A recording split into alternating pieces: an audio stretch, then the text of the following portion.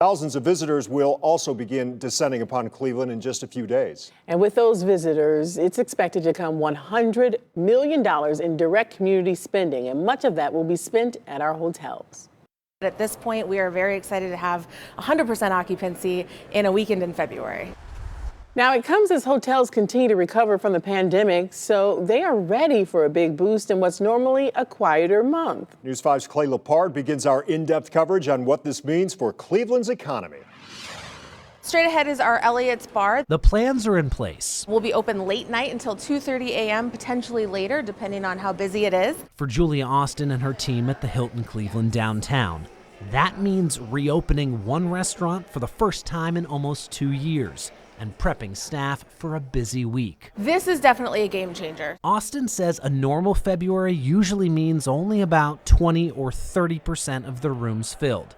But don't try booking a room here for next week, because she says there isn't one. We are anticipating a full sellout of all of downtown. So if you look online right now, there's no downtown hotels that are even showing availability for the weekend. And when you take a look at the previous cities to host the NBA All-Star Game, the hotel numbers stand out. The smaller the city, the greater the impact. Carter Wilson serves as Senior Vice President at STR, a global hospitality data and analytics company. Looking back at previous NBA All-Star Game hosts, Wilson says a similar city like Charlotte in 2019 saw its occupancy rate jump 25%.